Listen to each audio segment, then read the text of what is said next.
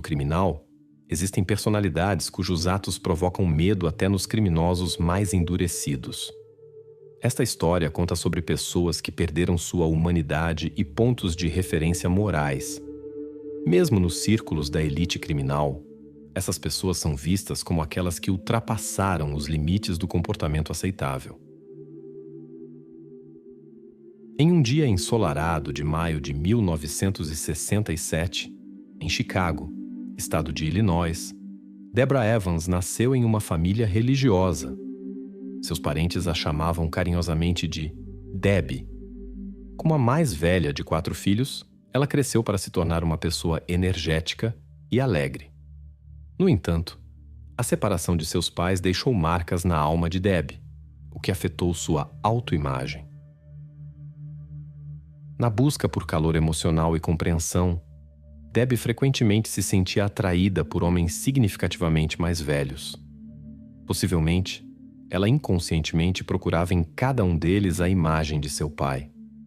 Este caminho levou a uma maternidade não planejada. Aos 18 anos, Debbie descobriu que se tornaria mãe. Ao examinar o terreno, foram encontradas grandes tesouras de cozinha com vestígios do incidente. Os especialistas suspeitam que esse objeto específico foi usado pelos perpetradores. Os técnicos forenses também recolheram várias impressões digitais dos supostos envolvidos no crime. Um detalhe interessante foi que a porta de entrada não apresentava sinais de impacto mecânico. Isso indicava que Deborah conhecia o visitante e abriu a porta por conta própria. Os investigadores depararam-se com um caso incomum. O criminoso havia obviamente observado as atividades na casa por um longo período e esperado pelo momento de levar o recém-nascido. O parceiro de Deborah foi convidado a depor na delegacia e exames médicos necessários foram realizados em seu filho mais velho. Como as estatísticas mostram frequente envolvimento de pessoas próximas em tais casos, o álibi de James precisava ser verificado. Quando os familiares chegaram para conversar com os investigadores, caracterizaram James unanimemente como uma excelente pessoa e enfatizaram o relacionamento forte e sincero do casal. Eles estavam entusiasmados preparando-se para o novo membro da família, o que excluía o envolvimento de James no incidente. Desde os primeiros minutos, ele apoiou ativamente a investigação, compartilhou todas as informações conhecidas e se ofereceu voluntariamente para fazer um teste de detector de mentiras. Ele buscava provar rapidamente sua não participação para que as investigações pudessem se concentrar na busca pelo verdadeiro culpado. Os parentes compartilharam informações importantes sobre o ex-parceiro de Deborah, Laverne Ward, pai biológico do pequeno Jordan de 1 ano e meio e membro de um grupo criminoso local. Descobriu-se que Laverne, durante seu relacionamento, demonstrou comportamento descontrolado, usou violência e restringiu a liberdade de Deborah. Ela tentou várias vezes obter uma ordem judicial contra sua aproximação, mas Laverne sempre a convencia a não fazê-lo. Pouco antes do incidente, no entanto, ela conseguiu obter uma ordem de proteção. As irmãs de Deborah contaram que o casal separou-se definitivamente 7 a 8 meses atrás, quando Laverne foi visto pela última vez. Apesar da separação, ele aparecia periodicamente na vida de Debbie. Os próximos não estavam profundamente informados sobre os detalhes do relacionamento deles, mas as irmãs mencionaram que Deborah mantinha contato com a família de Laverne e levava o pequeno Jordan para visitá-los. Infelizmente, ninguém conhecia a família Ward, exceto uma prima grávida de Laverne, cujo nome não conseguiam lembrar. James, o atual parceiro de Deborah, confirmou o caráter difícil da comunicação dela com Laverne e observou que ela estava feliz com o fim daquele relacionamento. No entanto, o filho em comum forçava os ex-parceiros a manter contato. Durante a investigação da cena do crime, os investigadores descobriram vários objetos que não pertenciam nem a James, nem a Deborah. Além disso, alguns objetos pessoais do jovem estavam faltando. Uma série de objetos encontrados foi enviada para análise por especialistas. Os depoimentos dos vizinhos ajudaram a confirmar a credibilidade das palavras de James e forneceram informações importantes sobre Laverne. Empregadores e colegas confirmaram definitivamente o paradeiro do namorado de Debbie. Ele realmente passou toda a noite no centro de triagem. Embora nenhum dos moradores pudesse identificar um perpetrador específico, uma jovem mulher notou um grupo suspeito perto da casa à noite. 2 homens de pele escura e um latino-americano. Quando um morador perguntou sobre o motivo de sua presença, o grupo desapareceu rapidamente. Cães especialmente treinados foram usados para procurar Joshua, de 8 anos, e o bebê. Os animais paravam repetidamente em um ponto, indicando. As crianças foram levadas de carro na direção norte, a partir do complexo de apartamentos de Deborah.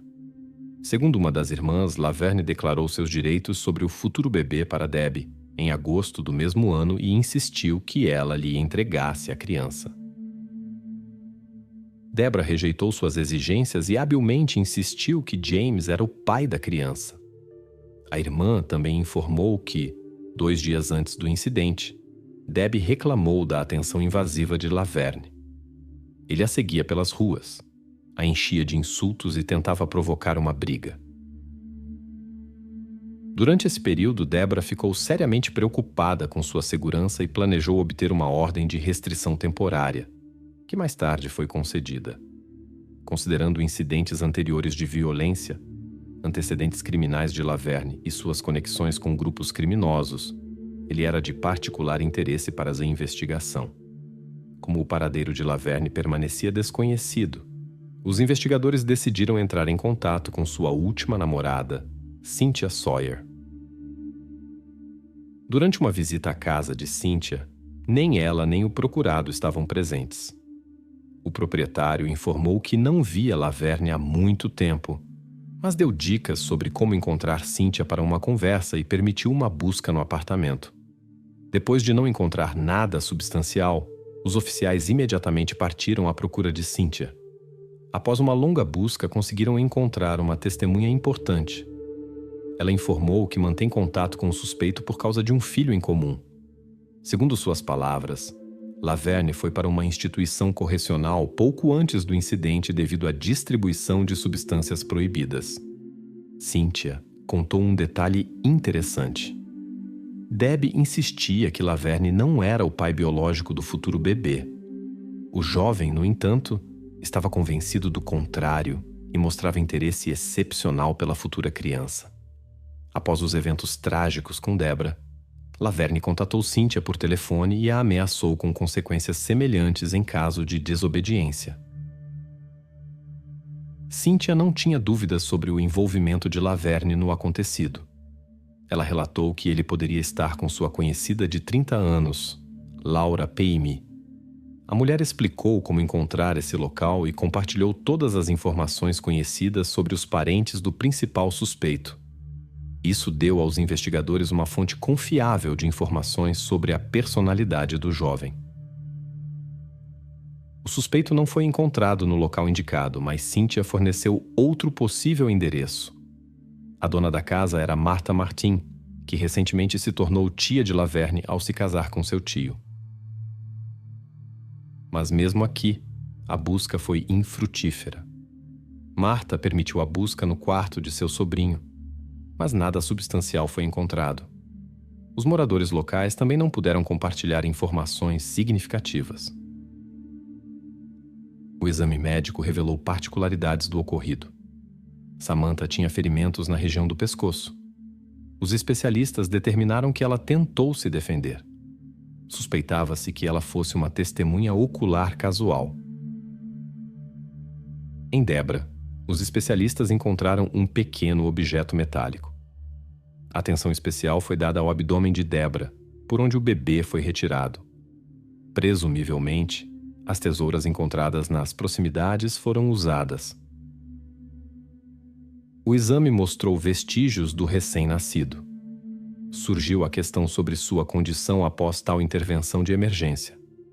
De acordo com dados médicos, em tais situações, há apenas alguns minutos para salvar a criança. Isso indicava a necessidade de habilidades médicas profissionais e ações precisas. Os especialistas suspeitavam que em tal situação seria impossível agir sem ajudantes, o que levantou a ideia do envolvimento de várias pessoas. O exame médico revelou um fato chocante. Durante a situação de emergência, a protagonista da história estava consciente quando lhe tiraram a criança. Os especialistas concluíram que todo um grupo estava envolvido. Sozinho, era praticamente impossível realizar algo assim. Eram necessárias várias pessoas para segurar a mulher. Os especialistas, após examinarem todos os detalhes do incidente, confirmaram as suspeitas iniciais dos investigadores. Laverne tinha cúmplices. Ele não agiu sozinho. Isso explicava muitas inconsistências neste caso complicado. Na memória das testemunhas surgiu um momento importante. Perto da casa, naquele momento, havia um grupo de 3 pessoas, 2 afro-americanos e um latino-americano. A descrição lembrava muito o círculo social de Laverne. Tais incidentes são extremamente raros na prática das autoridades policiais. Normalmente, em tais casos, atua uma mulher que não pode ter filhos. Ela decide tomar uma medida desesperada, apropriar-se de uma criança alheia. Nesta situação, havia muita coisa obscura, mas uma coisa era óbvia. O perpetrador tentou proteger o recém-nascido. O mistério do desaparecimento do Joshua, de 8 anos, permaneceu sem solução. Os motivos para o desaparecimento de ambas as crianças, dele e do pequeno Elijah, permaneciam obscuros. A visita de escola que o menino mais velho frequentava e a conversa com o assistente social revelaram detalhes perturbadores da vida de Deborah. Descobriu-se que James era agressivo com ela. Havia testemunhos de que ele também maltratava o menino em idade escolar. Embora o paradeiro de Joshua não tenha sido determinado, os investigadores tinham motivos para acreditar que James poderia estar envolvido no incidente. Em 18 de novembro de 1995, por volta do meio-dia, uma ligação inesperada chegou à delegacia de polícia. Um homem da cidade vizinha, a 10 minutos de distância, compartilhou informações importantes. Ao ver a foto do desaparecido Joshua nas notícias, ele o reconheceu imediatamente. Sua namorada, Patrice Scott, recentemente havia cuidado de uma criança muito parecida. No momento da ligação, no entanto, a criança já havia sido levada por uma conhecida de Patrice. O homem compartilhou detalhes. Durante a noite, um homem de pele escura e uma mulher que ela nunca havia encontrado antes bateram em sua janela. Eles trouxeram um menino de 8 anos, explicando que sua mãe havia se ferido em uma negociação mal-sucedida com substâncias proibidas e pediram para cuidar dele. No dia seguinte, os desconhecidos retornaram para buscar a criança. Os investigadores imediatamente se interessaram por essa informação e organizaram um encontro com Patrice, que confirmou a história. Ela descreveu a acompanhante do homem de pele escura chamado Laverne. Era uma certa Jacqueline. A jovem parecia perturbada e explicou seu comportamento por um parto recente, razão pela qual não podia cuidar do estudante. Joshua passou aquela noite sob a supervisão de Patrice. Durante a noite, o menino acordou de um pesadelo e contou uma história perturbadora. 4 desconhecidos invadiram o quarto de sua mãe pela janela. Ele descreveu os eventos assustadores daquela noite e mencionou sua irmã e seu irmão por nascer. Patrice suspeitou que fosse apenas um pesadelo ruim, mas mais tarde reconheceu a realidade do ocorrido. No dia seguinte, Jacqueline e Fidel vieram buscar o menino. A mulher também mencionou que notou manchas incomuns no vestido de Jacqueline. Seguindo as instruções de Patrice, a polícia seguiu o suposto caminho do grupo. Após 20 minutos, chegaram à cidade de Maywood. Em um dos becos, antes mesmo da suposta casa de Jacqueline, encontraram Joshua, que já estava imóvel. O exame médico revelou padrões de lesões semelhantes no menino e em seus familiares. Jacqueline, Laverne e Fidel não foram encontrados no endereço indicado por Patrice. Eles haviam desaparecido. Os policiais retornaram ao último local conhecido do suspeito, onde morava sua conhecida Laura. Em uma nova busca no quarto do suspeito, os investigadores não encontraram nada substancial. A conversa com Laura, no entanto, esclareceu o complicado relacionamento entre Debra e Laverne. Descobriu-se que Debra, quando mantinha um relacionamento próximo com Laverne, o convenceu de sua paternidade do futuro bebê. O cenário mudou quando ela retomou o contato com James. Então a história soava completamente diferente. Esse comportamento se repetiu várias vezes, o que irritou cada vez mais Laverne. Com o tempo, sua atitude em relação à ex-amante se tornou extremamente negativa. Presumivelmente, Debra usava essa tática para manter a atenção de ambos os parceiros. A informação de Laura ajudou os investigadores a rastrear o principal suspeito. O interrogatório das testemunhas ajudou a criar um retrato de Jacqueline. Ela se revelou uma mulher comum, filha de Martha Martin, que havia se casado com o tio de Laverne. Assim se formou sua conexão familiar. O destino de Jacqueline não foi simples. Uma gravidez precoce a forçou a abandonar a escola, impediu sua formação e a busca por um trabalho adequado. Aos 20 anos, ela já criava 3 filhos, o que a levou à decisão de realizar um procedimento médico para evitar futuras gravidezes. Habilidades intelectuais limitadas dificultavam a busca por emprego. Para sustentar a família, ela começou a cometer pequenas infrações, pois o auxílio não era suficiente. Conflitos frequentes com parceiros a acostumaram ao comportamento agressivo. Em sua biografia, houve casos de prisões e estadias em instituições correcionais. Na época dos eventos descritos, ela tinha 27 anos. Martha ainda não conseguia entender como sua filha poderia ter se envolvido em tal situação. Fidel cresceu em condições particularmente difíceis. Sua mãe e avó tinham problemas mentais, paranoia, esquizofrenia, tinham crenças estranhas.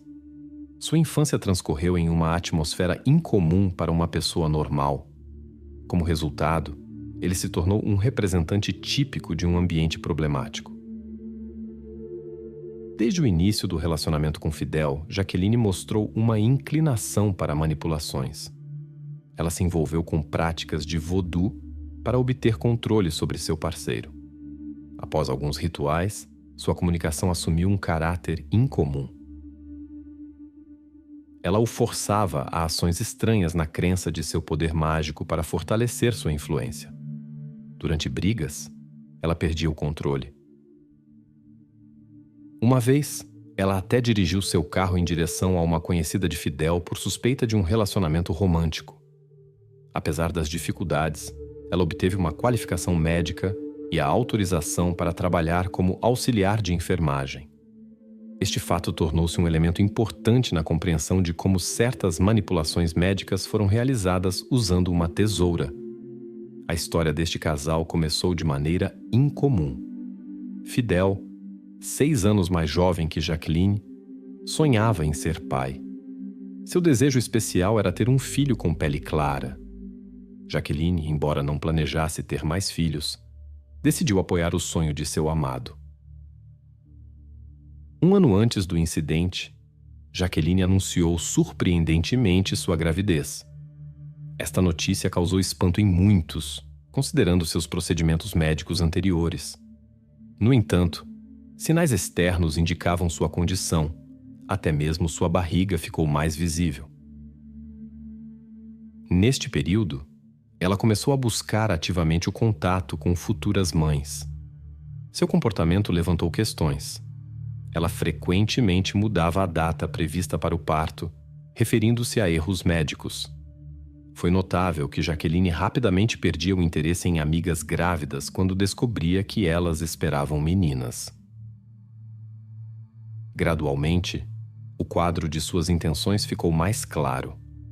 Aparentemente, ela havia planejado por muito tempo obter o filho de outra pessoa, necessariamente um menino com pele clara. Elijah, que Debra esperava, encaixava-se perfeitamente nesses critérios. Foi exatamente para ele que Laverne apontou. Tina, irmã de Jacqueline, relatou posteriormente aos investigadores sobre o suposto parto de sua irmã. Embora toda a família duvidasse da realidade desta gravidez, Jacqueline insistia em sua versão dos eventos. Tornou-se óbvio que o pequeno Elijah estava nas mãos deste casal. Surgiu a esperança de encontrar a criança. Os investigadores obtiveram os documentos necessários para a prisão. No endereço indicado pela irmã, Jacqueline não foi encontrada. A vizinha permitiu que os oficiais ficassem e esperassem o retorno do casal. Logo apareceu Jacqueline com um bebê nos braços. Ao volante estava Fidel, vestindo um suéter que correspondia à descrição do que havia desaparecido da casa de Debra. Jacqueline apresentou documentos de nascimento para a criança, que ela chamou de Fidel Júnior. A criança foi imediatamente levada para exame em uma instalação médica. O casal foi detido para investigação genética. Quando esta notícia se espalhou, Patrice novamente entrou em contato com os investigadores, afirmando ter informações adicionais. Ela informou que sua preocupação surgiu imediatamente quando Joshua lhe foi entregue. Ele usava uma jaqueta suja, mas não tinha sapatos e calças, o que parecia estranho.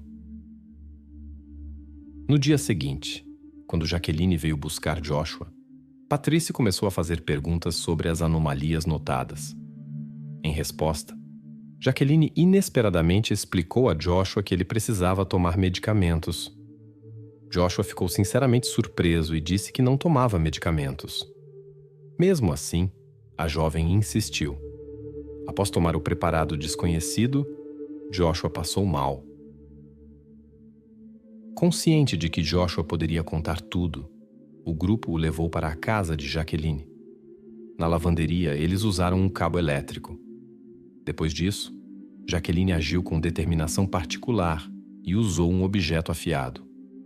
A notícia de que Elijah estava seguro tornou-se um raio de esperança nesta história sombria. Patrice explicou que inicialmente escondeu a informação das autoridades devido a sérias preocupações com sua própria segurança.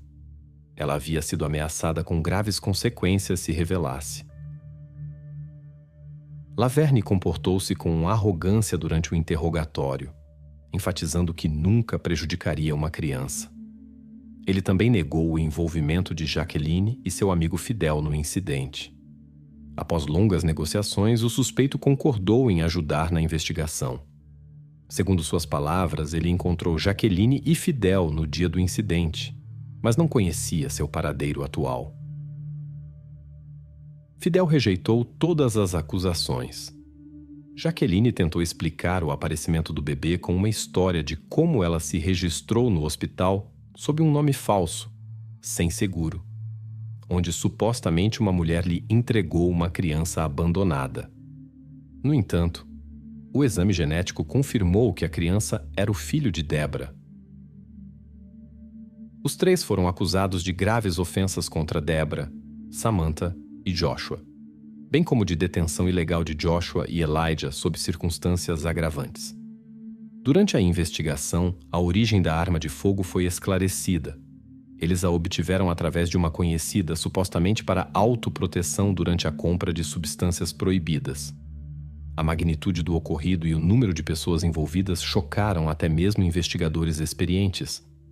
Após a recuperação de Elijah, o pai de Debra assumiu a guarda dele e de Jordan.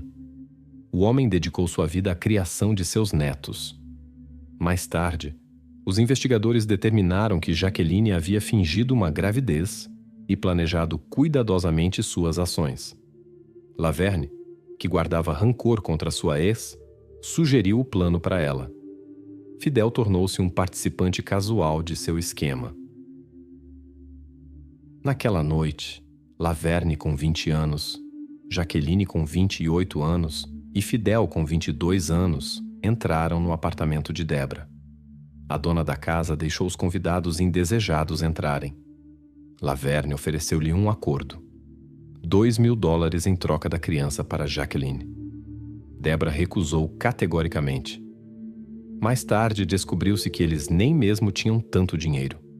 Era apenas um ardil. De acordo com os registros do caso, os eventos se desenvolveram rapidamente. Fidel Café usou violência e depois usou um objeto afiado. Em seguida, foram ao quarto de Samantha, de 10 anos. Enquanto isso, Jacqueline realizou uma cirurgia de emergência e salvou a criança, que logo emitiu seu primeiro som. Ela rapidamente lavou e vestiu o bebê. Depois de pegar ele e Joshua, o grupo deixou o apartamento, deixando Jordan sozinho. Evidências foram encontradas em vários locais diferentes. O objeto afiado de cozinha foi encontrado na máquina de lavar louça de Jacqueline. Um lençol com vestígios, encontrado a alguns quarteirões da cena do crime, correspondia a um conjunto da casa de Jacqueline.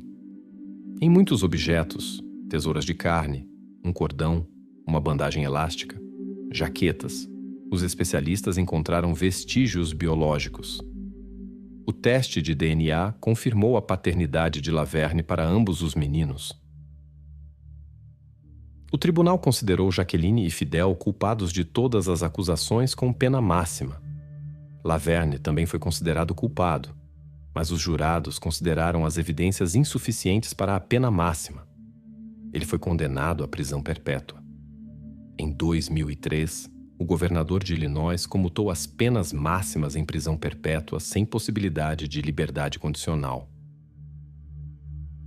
Em 2012, Jacqueline apresentou um pedido de redução de pena. Ela escreveu sobre sua reabilitação e o desejo de retornar à sua família, para 3 filhos e 6 netos. A mulher sentia falta dos prazeres simples, o perfume das flores e os abraços familiares. Ela alegou que a confissão foi obtida por engano. Quando estava exausta, teria sido apresentado a ela um documento não lido para assinar. O pedido foi negado. Ela fez tudo, mas nem isso foi suficiente. O caso de Jennifer Paulson Oft arbeitet das Justizsystem zu langsam. Leider kann diese Langsamkeit zu schwerwiegenden Folgen für diejenigen führen, die Hilfe und Schutz suchen. Die folgende Geschichte zeigt, wie hoch der Preis des Zögerns sein kann. Em Tocomi, uma pequena cidade no estado de Washington, Jennifer nasceu em 23 de junho de 1979, filha de Kenneth e Nancy Paulson. Os pais criaram uma atmosfera de amor e compreensão, na qual também cresceram os 2 irmãos de Jennifer, com quem ela mantinha uma relação calorosa. Jennifer se destacava por sua bondade especial e abertura para com as pessoas. Ela facilmente encontrava um denominador comum com os outros, o que fazia com que seu círculo de conhecidos estivesse sempre se expandindo. Seus próximos a chamavam de Jenny. Em 1998, ela se formou na Academia Cristã, onde se mostrou uma aluna excepcional. Seu desempenho escolar era tão impressionante que sua foto sempre decorava o quadro de honra. Jennifer dominava com facilidade até mesmo as matérias mais difíceis e sempre concluía os projetos que começava. Ela compartilhava seu conhecimento com os colegas e os ajudava a compreender temas difíceis. Além dos estudos, Jennifer levava uma vida ativa. Ela trabalhava para o jornal da escola, dava aulas particulares e era apaixonada por esportes. Jogava vôlei, basquete e softball. A característica mais notável dessa jovem era sua profunda religiosidade, que toda a sua família compartilhava. Eles frequentavam regularmente a igreja local todos os domingos. Após sua formação básica, ela continuou seus estudos na Universidade Pacific de Seattle, que ficava a cerca de 1 hora da casa de seus pais. Jennifer sonhava em se tornar educadora e combinava seus sucessos acadêmicos com o desejo de ajudar as pessoas. Na universidade, ela mostrou desempenho excelente, o que a ajudou a obter primeiro um bacharelado em educação especial e depois um mestrado em pedagogia. Ela dedicava atenção especial à preparação dos alunos para a faculdade. Na opinião de Jennifer, a educação era a chave para um futuro de sucesso. Após concluir seus estudos, ela começou a procurar uma posição em sua área de especialização. Ela iniciou sua carreira profissional como professora substituta no distrito escolar de Pierce. Com o desejo de crescer, Jennifer trabalhou duro para conseguir um emprego permanente. Seus esforços foram rapidamente reconhecidos e logo várias escolas lhe ofereceram uma posição. Em 2004, ela obteve um cargo permanente na escola secundária Hunter e na escola primária Stanley. Até 2007, Jennifer se transferiu para uma escola primária Bern, onde cuidava de alunos com necessidades especiais. Ela se tornou a professora favorita da 5ª série. Os alunos se sentiam atraídos por ela porque ela tinha a capacidade de se comunicar individualmente com cada um e acreditava que todos tinham chance de ter sucesso. Ela cuidava especialmente de alunos com dificuldades de aprendizagem. Mesmo na 5ª série, alguns deles ainda não haviam aprendido a ler.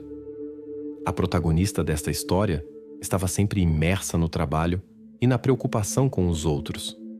Sua agenda era tão apertada que simplesmente não sobrava tempo para uma vida privada. Na primavera de 2002, durante seus estudos na universidade, Jennifer assumiu um trabalho de meio período na cafeteria estudantil. Lá, ela conheceu um novo funcionário, um estudante recentemente transferido de outra faculdade chamado Jed Waits. À primeira vista, Jed parecia ser um jovem comum. Aqueles que o conheciam só falavam positivamente sobre ele. A única peculiaridade que poderia chamar a atenção de estranhos era seu estilo de vestir peculiar. Seu guarda-roupa consistia principalmente de roupas escuras, mas seu círculo explicava isso por sua natureza artística. Desde a juventude, Jed demonstrava habilidades artísticas e participava ativamente de vários eventos. Ele atuava em peças teatrais, desenhava caricaturas para o jornal da escola e o anuário, e se envolvia com o design de cartazes para reuniões juvenis. Por isso, os professores o tratavam com especial simpatia. Além disso, Jed tinha um papel importante na congregação da igreja onde liderava o grupo de jovens. Todo mês, ele organizava encontros com estudantes, onde questões de fé e textos sagrados eram discutidos. As pessoas conheciam Jed como um interlocutor calmo, mas agradável. No entanto, após sua formatura, seu caráter começou a mudar. Ele começou a evitar contatos, perdeu seus amigos e abandonou seus hobbies, embora externamente ainda parecesse inofensivo. O conhecimento de Jennifer com Jed coincidiu exatamente com esse período de mudanças em seu comportamento. Eles compartilhavam interesses comuns, o local de trabalho e o círculo social.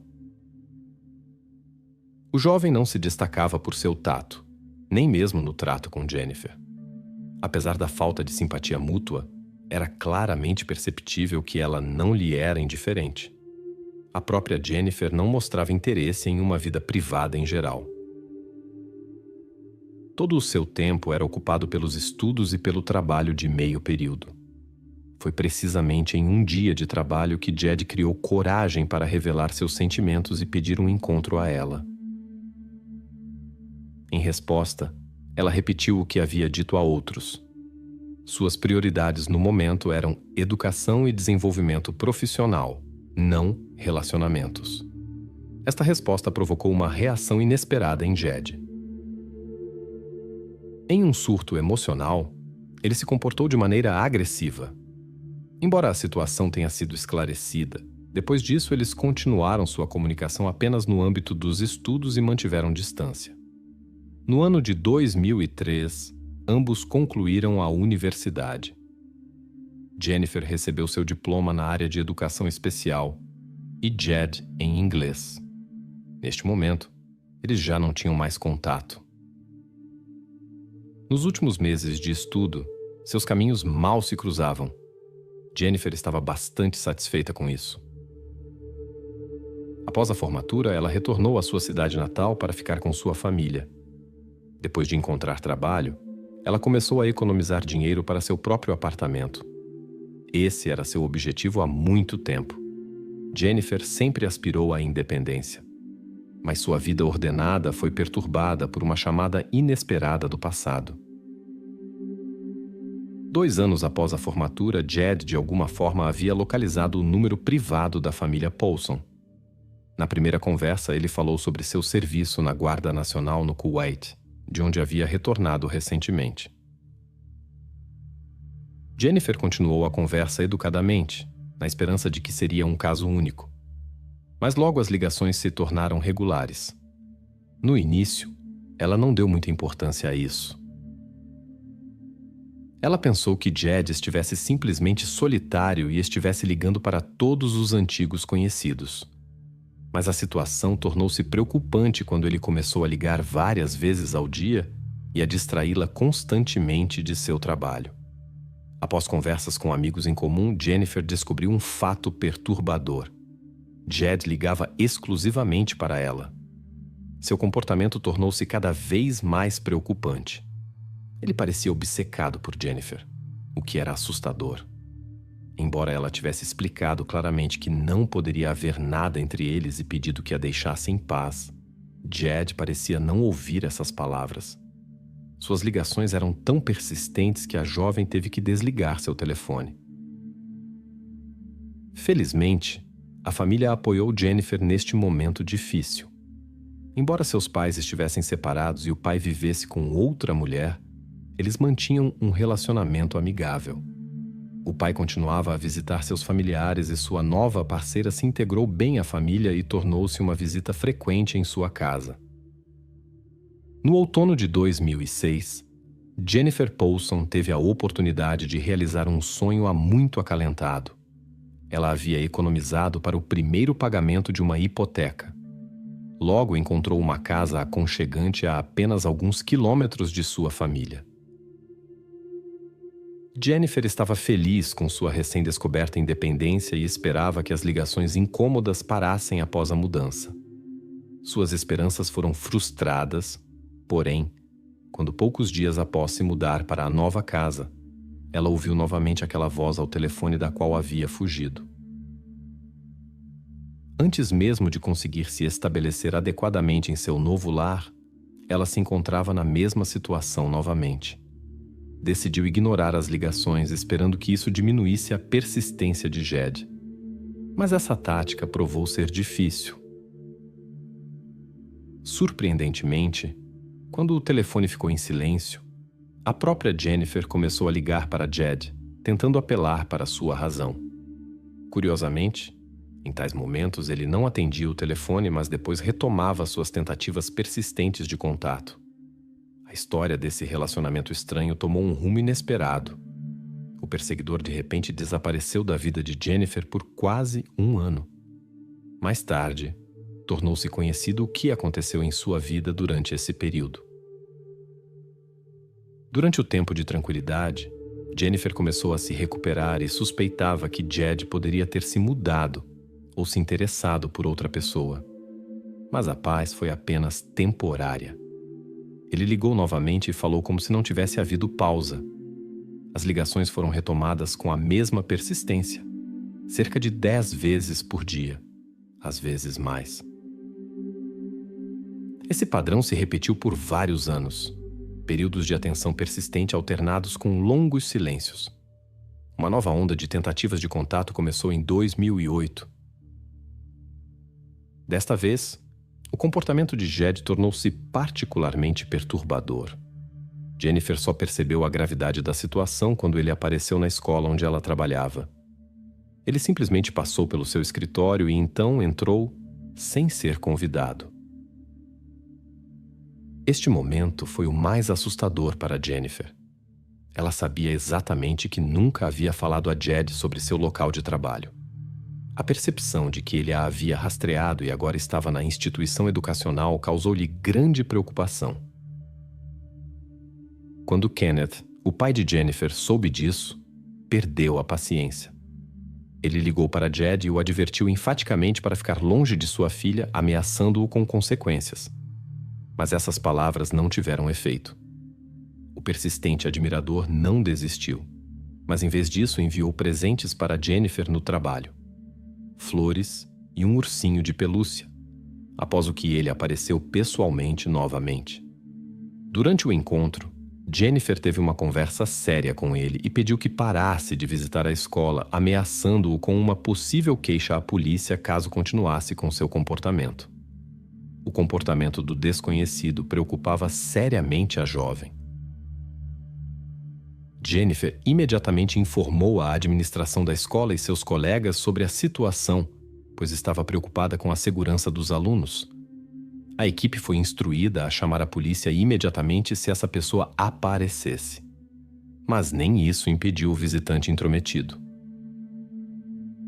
Após sua nova aparição na escola, os funcionários contataram a polícia. O preocupado diretor até entrou em contato com o comandante da Guarda Nacional, onde Jed havia servido. Descobriu-se que sua carreira militar estava longe de ser exemplar.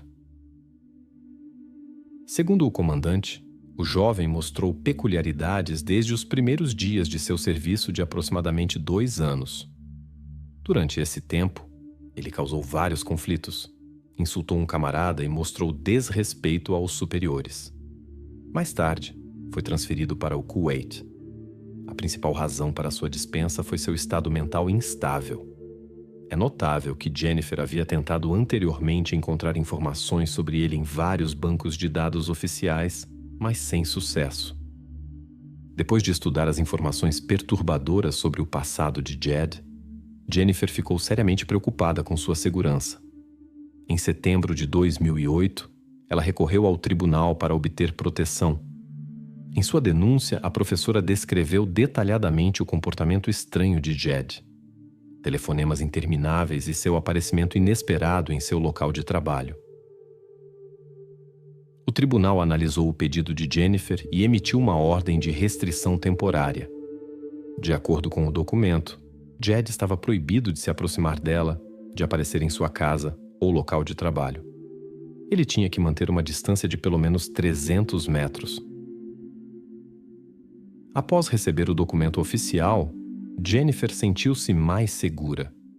Embora o documento em si não pudesse oferecer proteção física, ela agora poderia contar com uma rápida intervenção das autoridades policiais em caso de violação da proibição.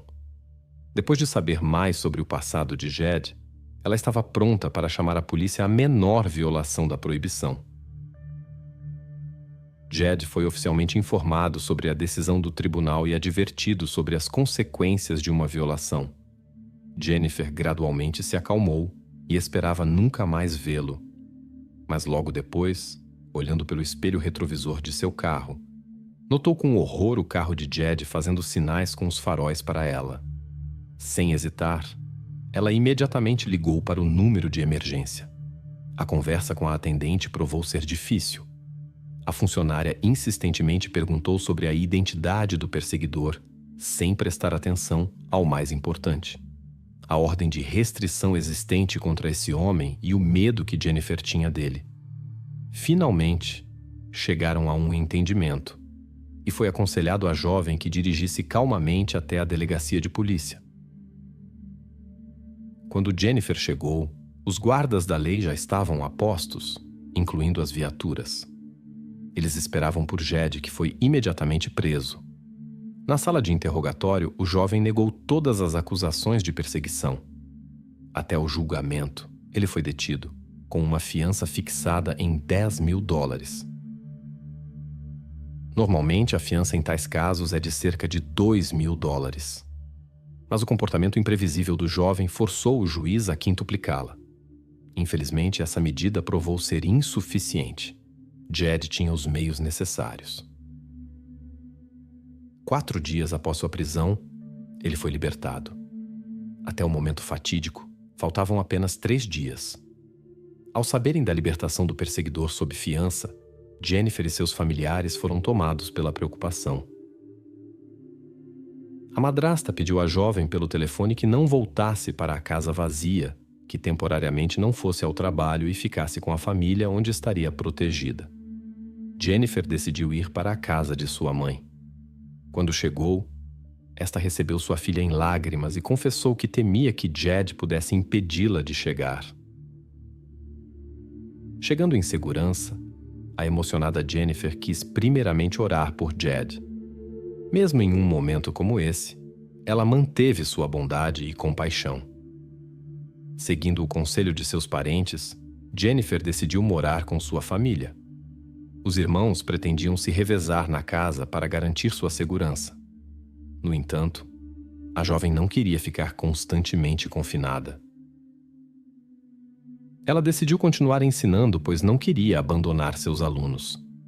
Na manhã de 26 de fevereiro de 2010, uma sexta-feira, Jennifer saiu para a escola às 7h30. Ela se preparava para dar sua primeira aula em sua classe. Naquele dia, cerca de 400 pessoas estavam na instituição educacional, alunos da primeira à quinta série, professores e outros funcionários. Ninguém suspeitava do perigo que os ameaçava. Jed chegou à escola às 5h30. Ele escondeu seu carro de modo que não pudesse ser visto, mas ele mesmo pudesse observar as vias de acesso ao prédio. Jennifer estacionou em seu lugar habitual e foi para a escola. Tudo parecia como qualquer outro dia. Jed saiu de seu carro e moveu-se rapidamente em direção à professora, esforçando-se para passar despercebido. Quando estava próximo a ela, sacou uma arma. Um morador notou o incidente pela janela de sua casa do outro lado da rua. Um barulho alto chamou sua atenção, mas tudo aconteceu muito rápido. A testemunha viu um transeunte aleatório correndo para a rua. Nas notícias foi transmitida uma informação perturbadora sobre um incidente na escola onde Jennifer trabalhava. Os moradores foram aconselhados a ficar em casa, já que o perpetrador havia fugido. Detalhes sobre o incidente ainda não haviam sido divulgados. A mãe preocupada de Jennifer imediatamente entrou em contato com seu pai.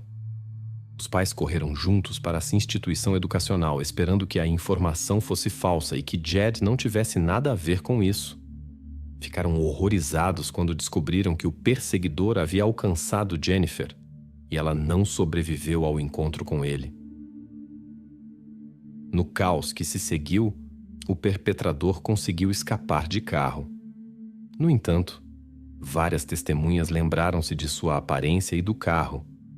Ele foi rapidamente identificado como aquele a quem o tribunal havia proibido de se aproximar de Jennifer. Após apenas 20 minutos, policiais patrulheiros pararam o carro de Jed a cerca de 10 quilômetros da escola. Esta não foi uma verificação aleatória. Os policiais sabiam quem estavam procurando. Eles procederam com extrema cautela, mas a situação tomou um rumo desfavorável. Jed decidiu não se render e começou a atirar nos guardas da lei. Eles estavam preparados para tal desdobramento e responderam à ameaça. Após a troca de tiros, o perpetrador foi subjugado.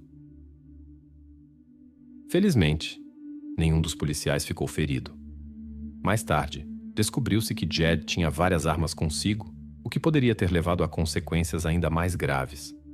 Ele tinha uma pistola comum, embora também tivesse acesso a armas mais pesadas. Se tivesse optado por estas últimas, as consequências teriam sido muito piores. Mais tarde, descobriu-se que os policiais patrulheiros realmente atingiram Jed várias vezes na última cena, mas não de forma fatal. O homem de 30 anos tomou a decisão fatal de virar a arma contra si mesmo. Quando os familiares de Jed souberam do incidente, ficaram atônitos. Ninguém havia suspeitado de sua vida secreta. Em suas memórias, ele permaneceu uma pessoa criativa e gentil. O que levou a essa mudança em sua personalidade permaneceu um mistério. A família acreditava que o serviço militar havia sido o ponto de virada. Foi então que os primeiros sinais preocupantes apareceram em seu comportamento. No entanto, ninguém poderia imaginar o quanto o antigo Jed mudaria. A família pediu desculpas publicamente aos afetados e compartilhou seu pesar. Era óbvio que o incidente na escola foi um verdadeiro choque para eles. Os pais sentiram-se profundamente culpados e acreditavam que poderiam ter evitado a tragédia se tivessem reconhecido os problemas de seu filho a tempo e buscado ajuda profissional. Após 4 dias, mais de 1.500 pessoas se reuniram na igreja da cidade para homenagear Jennifer Paulson, de familiares a seus alunos. Jennifer era uma pessoa especial, valorizada por muitos.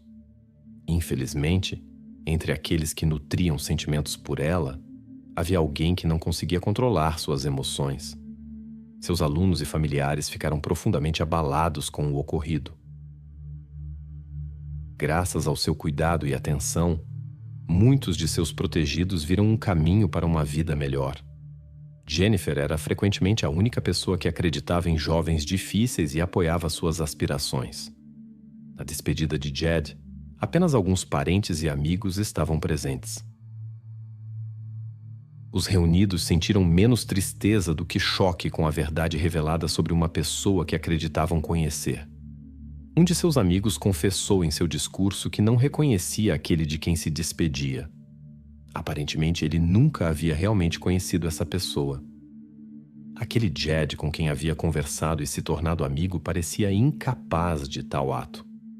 Na escola, foi criado um jardim memorial em homenagem a Jennifer Paulson, que ainda existe hoje. Foi estabelecido por cerca de 50 alunos, principalmente seus ex-protegidos, junto com suas famílias. Cada um lidou com o luto de maneira diferente. Os familiares de Jennifer não conseguiam aceitar o ocorrido. Seu pai, lembrando-se da bondade de sua filha, encontrou a única maneira digna de preservar sua memória, ajudando outras pessoas. Kenneth Paulson dedicou muitos anos ao desenvolvimento de leis para proteger as pessoas de perseguidores. Ele chamou sua iniciativa de Lei Jennifer Paulson.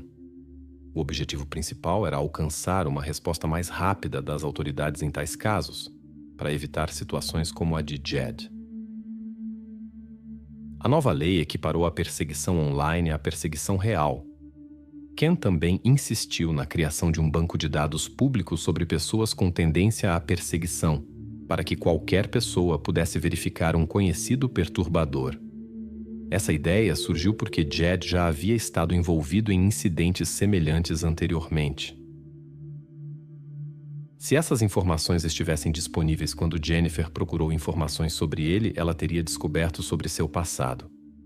Infelizmente, Jennifer não foi a primeira em sua lista. Antes dela, havia outra jovem que conseguiu escapar. Nos períodos em que Jed deixava Jennifer em paz, ele transferia sua atenção para outro alvo.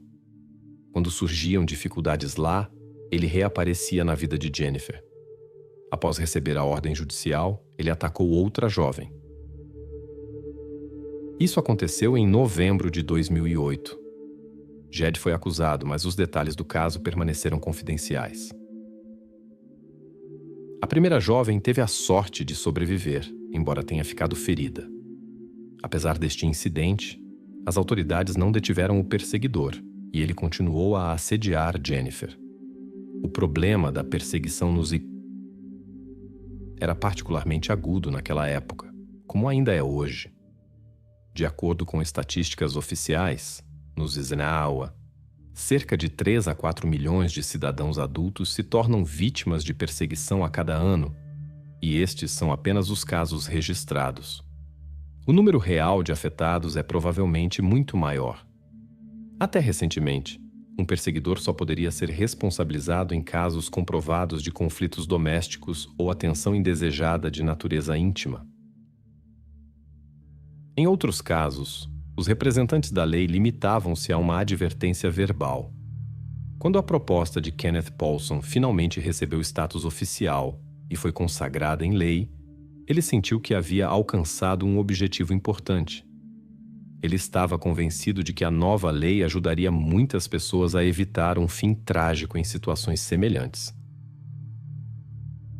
Kenneth estava ciente de que isso não mudaria o destino de sua maravilhosa filha, que ele perdeu quando ela tinha 30 anos. Mas agora ele sentia que todos os seus esforços haviam trazido um benefício real para a sociedade. Na vida, há situações em que as forças parecem desiguais. Mas mesmo nas circunstâncias mais difíceis, quando a vantagem está do lado do agressor, a força interior pode se manifestar até na pessoa mais frágil. É surpreendente como, às vezes, até uma alma jovem encontra coragem para se opor a alguém muito mais forte. A história conhece muitos exemplos em que a determinação e a força de caráter ajudaram a perseverar onde aparentemente não havia chance. A história de Sayeri Wasfar começou com sua incrível força interior, herdada de seu pai determinado, que sempre encontrava uma saída para situações difíceis. Sua história começa em 1980 nos Uzi e Iwa. Os pais, a americana Patrícia e Armatari Wasfar, do Oriente Médio, se conheceram em Pensacola, estado da Flórida. Armatari veio para a América em busca de novas oportunidades e uma vida melhor. O destino sorriu para ele. Não apenas se estabeleceu em um novo lugar, mas também conheceu uma mulher que acendeu o fogo em seu coração. Após o casamento, surgiram as primeiras dificuldades. Patrícia revelou-se uma mulher de personalidade complicada, que frequentemente agia por impulso sem pensar nas consequências. No início, Armatari atribuiu isso a diferenças culturais e demonstrou paciência e compreensão. Ele sempre sonhou com uma família forte e acreditava que a chegada dos filhos mudaria tudo para melhor. A primeira alegria foi o nascimento da filha Sayeri. Após 2 anos, a família ganhou uma segunda menina, Sara, e mais tarde veio o tão esperado filho Arash. Nessa época, o relacionamento do casal começou a esfriar visivelmente. O caráter de Patrícia mostrou-se mais difícil do que se pensava inicialmente. Sua imprevisibilidade e teimosia entravam em conflito com as visões tradicionais de seu marido oriental, que considerava seu comportamento inaceitável. Particularmente preocupante era a inclinação de sua esposa para entretenimento excessivo, álcool e substâncias leves. Embora Armatari trabalhasse duro pelo bem-estar da família, sua esposa parecia ter pouco interesse nas crianças e nas preocupações do marido. Com o tempo, tornou-se cada vez mais claro para ele. Sua escolhida não estava pronta para a vida familiar. As crianças cresciam em um ambiente difícil. Sua mãe Patrícia preferia diversões a cuidar dos filhos, enquanto o pai insistia em educação rigorosa e cuidados adequados. Festas intermináveis e brigas levaram ao inevitável. Os cônjuges decidiram se separar. O divórcio revelou-se complicado, especialmente devido ao esforço de Patrícia para afastar completamente as crianças do contato com o pai. Nesse momento, a filha mais velha tinha 5 anos, sua irmã tinha 3 anos e o irmão Arash acabara de nascer. Apesar das qualidades maternas duvidosas, a cidadania americana de Patrícia desempenhou um papel decisivo. O tribunal concedeu-lhe os direitos básicos sobre as crianças. A Armatari foram designados pagamentos de pensão alimentícia e raros encontros com os filhos.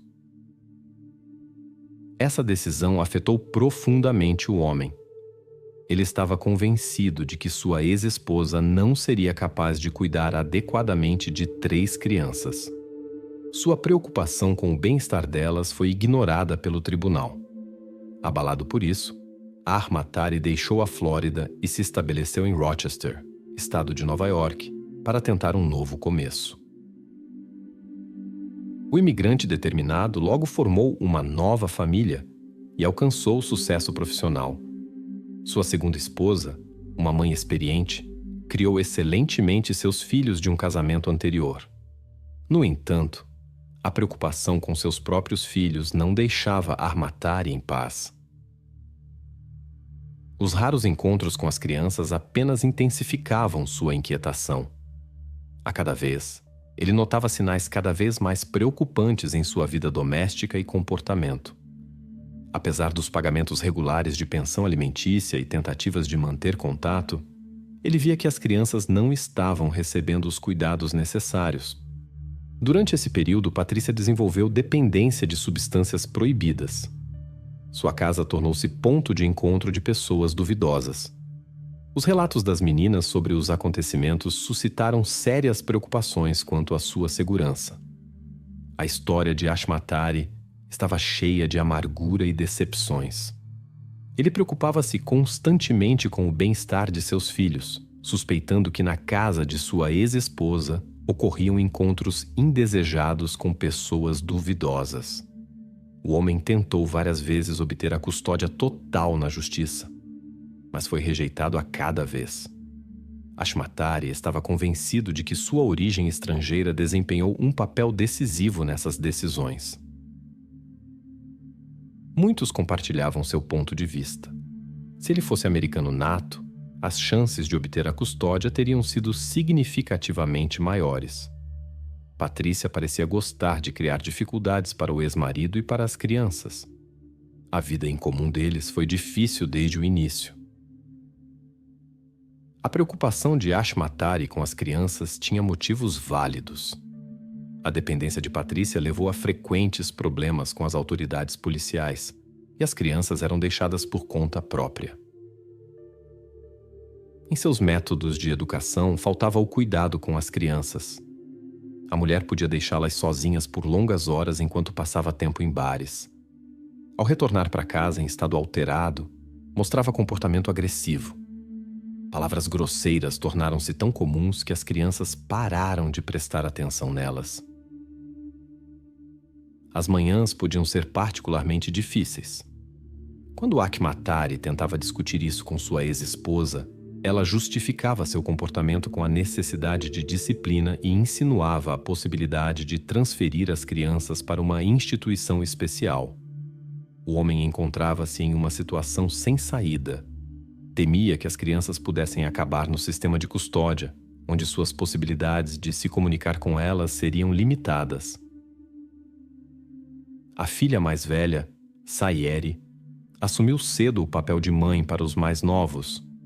Ela preparava as refeições, cuidava deles, supervisionava os preparativos matinais para na escola. Ela aprendeu a evitar encontros com a mãe, sabendo que estes só trariam feridas emocionais. Nessa época, Patrícia frequentemente passava tempo em diversas reuniões sociais e apartamentos de estranhos, deixando as crianças sozinhas por vários dias.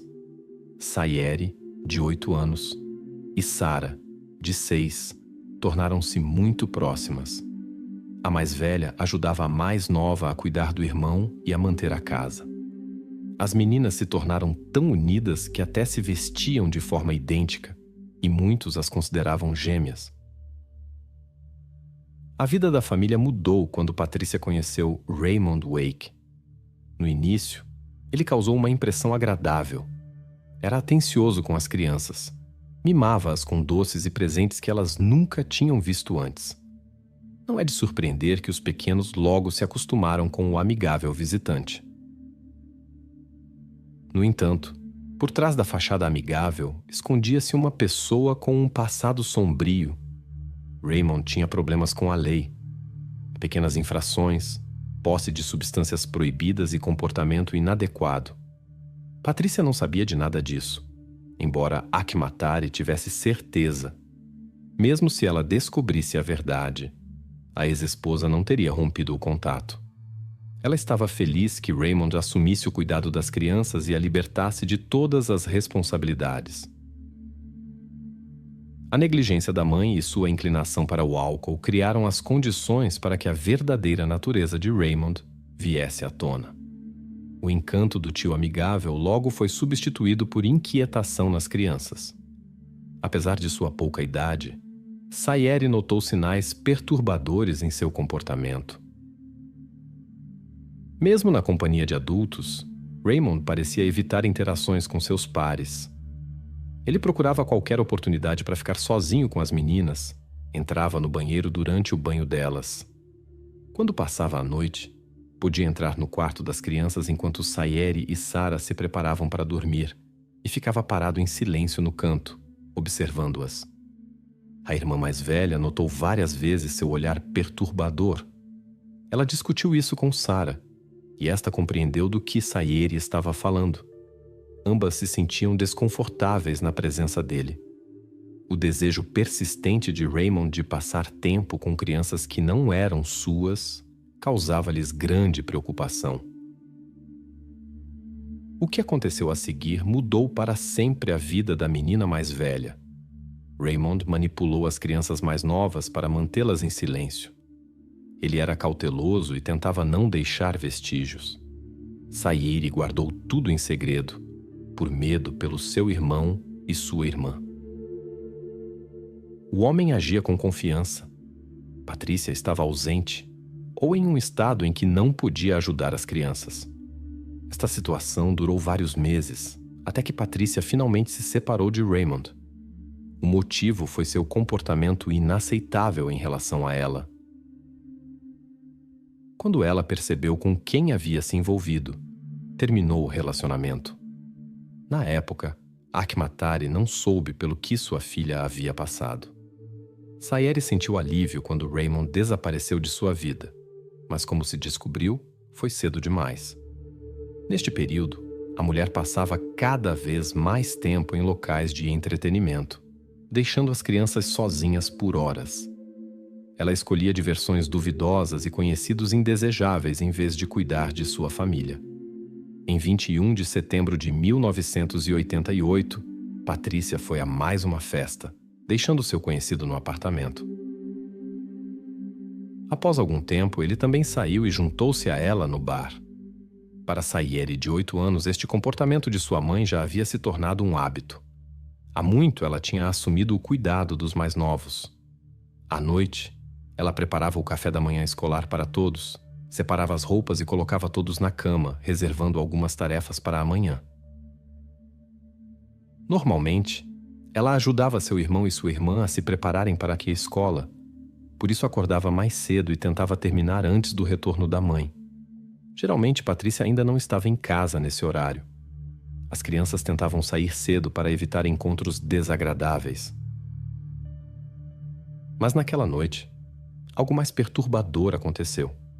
De repente, Sayeri acordou porque sentiu uma presença. Ao abrir os olhos, notou no escuro a silhueta de um adulto. Olhando mais atentamente, reconheceu Raymond. A família morava no térreo, e não era difícil entrar pela porta dos fundos. O ex-conhecido da mãe acordou as meninas, forçou-as a se vestirem e irem até a picape verde de sua mãe, que estava estacionada sob as janelas.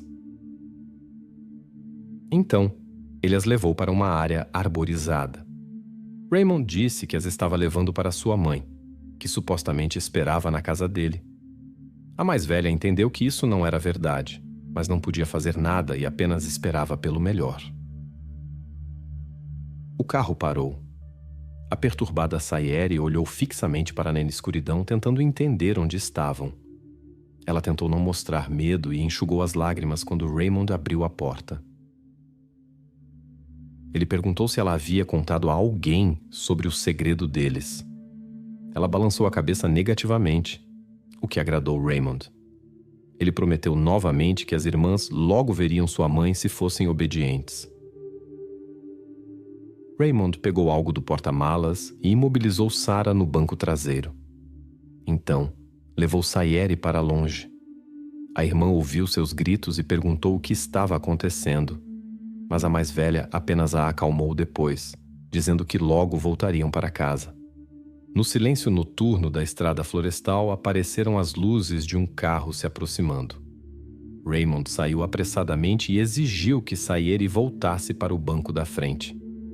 Ele insistiu que as irmãs se abaixassem e permanecessem quietas. Logo, um carro parou nas proximidades. Raymond foi até o motorista para falar com ele. Após uma breve conversa, o carro desapareceu na escuridão, levando consigo o vislumbre de esperança. Raymond voltou ao volante e dirigiu o carro para uma parte mais remota da floresta. Lá, abriu a porta do passageiro e forçou Sayeri a suportar sua presença enquanto sua irmã assistia impotente. Sarah só podia chorar, incapaz de mudar qualquer coisa. Ao amanhecer, Raymond finalmente recuou. Ele libertou Sarah e ordenou que ambas saíssem do carro. Seus testes já duravam várias horas.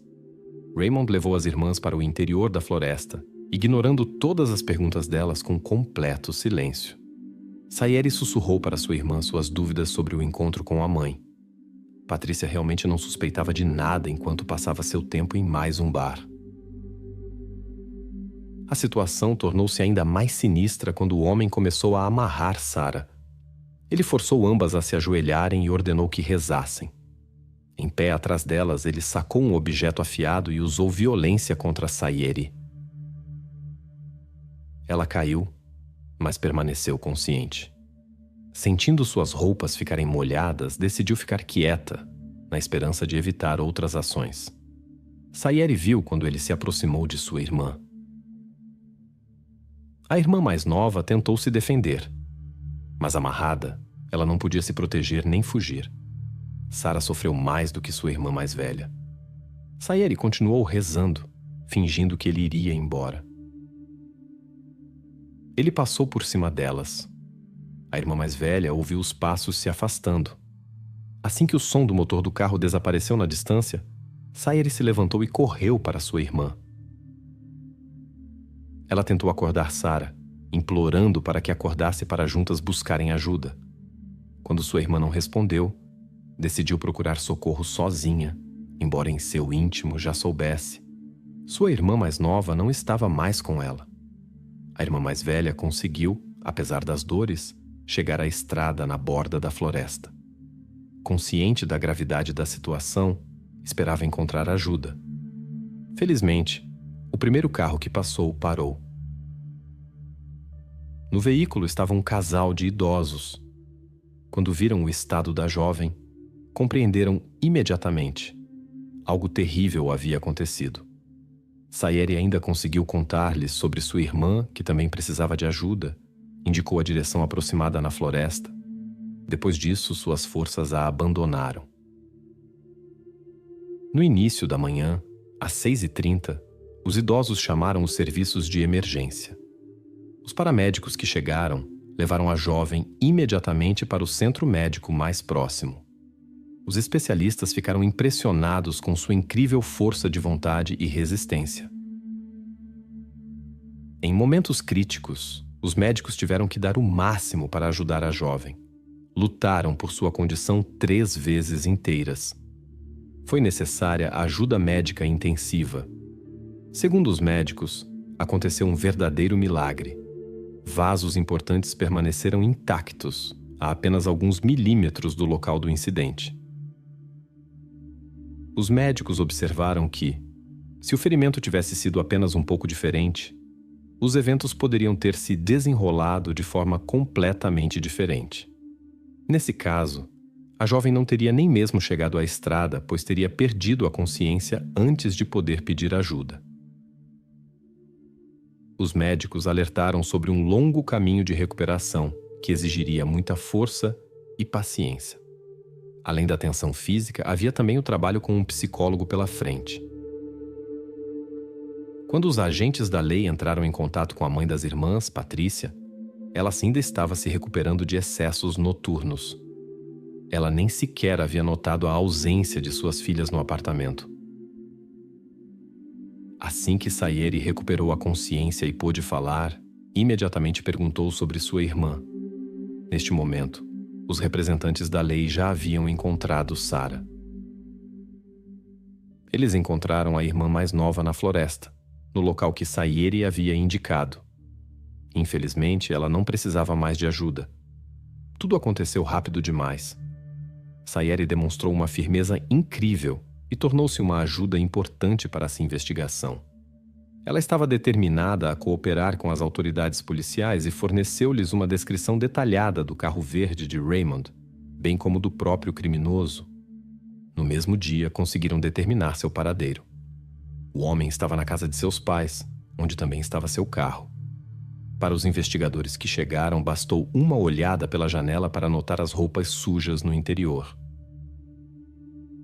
Raymond não respondeu às batidas na porta e fingiu que não havia ninguém em casa.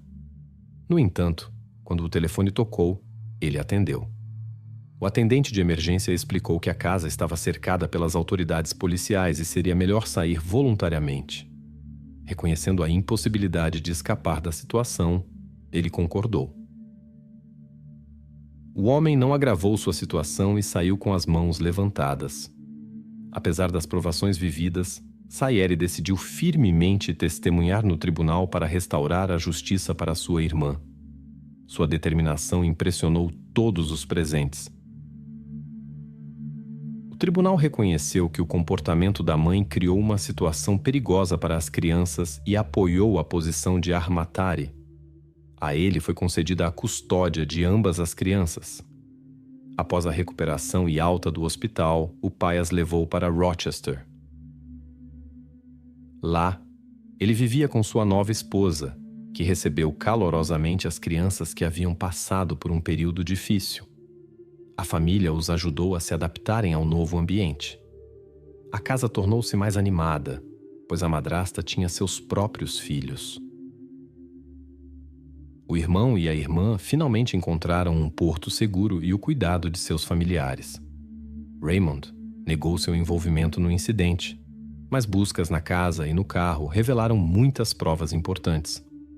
Particularmente significativo foi o testemunho de Sayeri, que conseguiu superar o ocorrido. Os investigadores precisaram de tempo para formular uma posição convincente de acusação perante o tribunal. As audiências começaram em meados de 1989.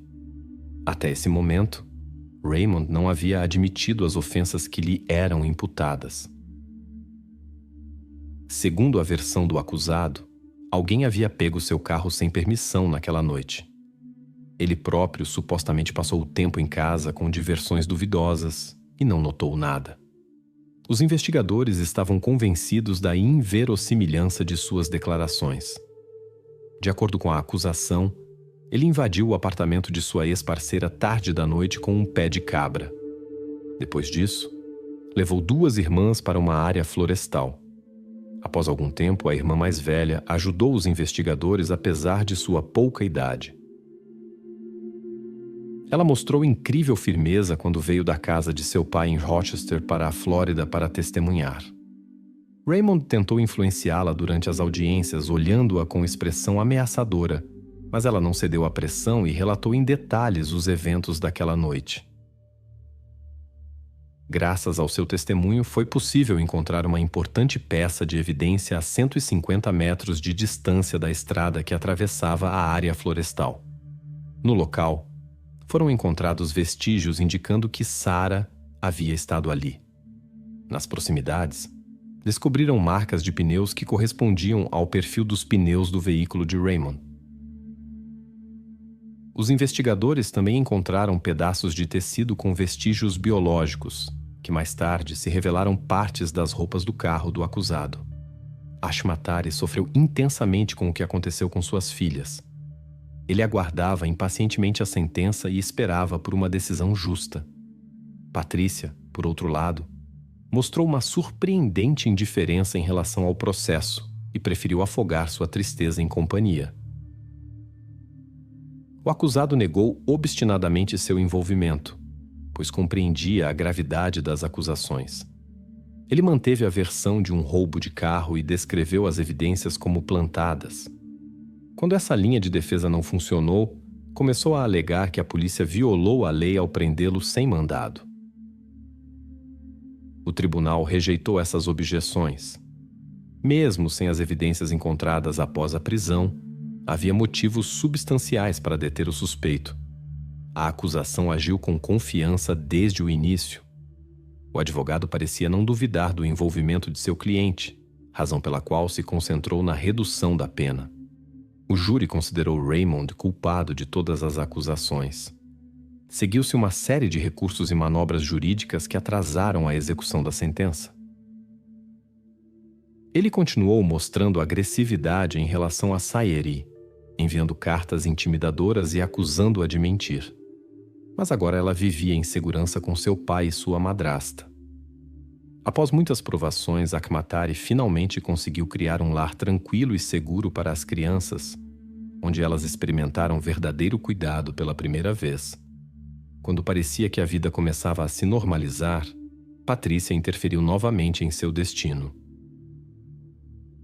Apesar de seu comportamento anterior, ela apresentou um pedido para a restauração de seus direitos parentais. Este foi o início de exaustivas audiências judiciais. Akhmatari fez todos os esforços para proteger as crianças de encontros com aquela que havia causado tanto sofrimento a elas. As próprias crianças se recusavam a ver sua mãe, incapazes de perdoá-la pelo que aconteceu com Sarah. Mas o sistema jurídico ficou do lado de Patrícia e obrigou as crianças a passar parte das férias com ela. Infelizmente, os sentimentos maternos não despertaram nessa mulher. Ela continuava a abusar de substâncias proibidas e descarregava sua raiva nas crianças. Logo nas primeiras férias, após mais um ataque de agressão descontrolada, ela deixou nelas as consequências de suas ações. Akhmatari estava impotente diante do sistema. A lei lhe atava as mãos e Patrícia impedia qualquer tentativa de ajudar as crianças. As autoridades policiais ignoravam os sinais de alerta. Os serviços sociais pareciam fechar os olhos para o que estava acontecendo. À medida que cresciam, Sayeri e Arash imploravam ao pai que não os enviasse para a Flórida. Finalmente, eles cortaram completamente o contato com a mãe. Mas Patrícia não desistiu de suas tentativas de recuperar as crianças e usou todas as brechas legais para isso.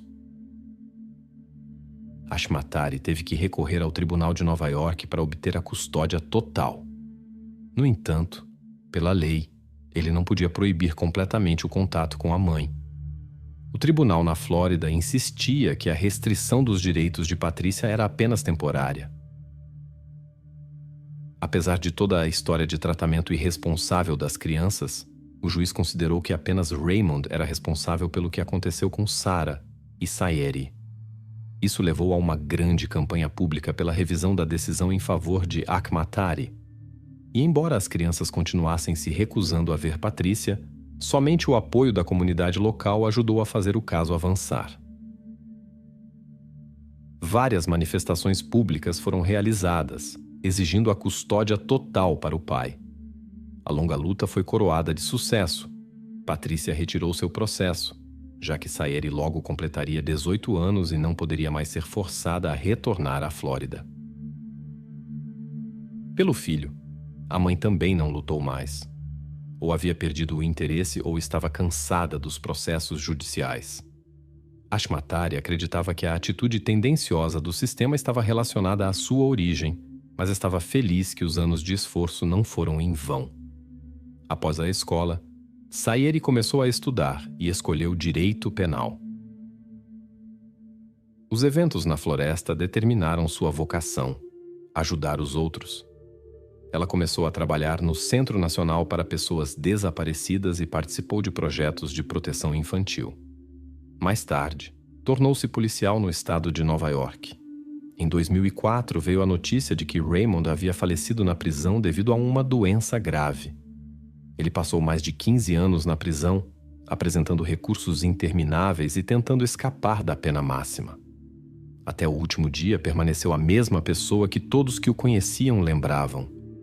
Em vez de arrependimento ou confissão, enviou a Sayeri uma última carta cheia de escárnio. Nessa mensagem, ele descreveu sarcasticamente os eventos daquela noite na floresta. Mas a jovem encarou isso como uma oportunidade para se fortalecer interiormente. Ela testemunhou o desaparecimento para sempre de sua irmã mais nova. Sofreu ferimentos graves que deveriam ter sido fatais, mas ainda assim sobreviveu àquela noite terrível.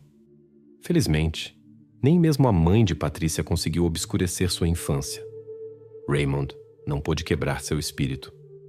Apesar de todas as provações, ela cresceu e se tornou uma pessoa que permaneceu fiel aos princípios de honra e justiça.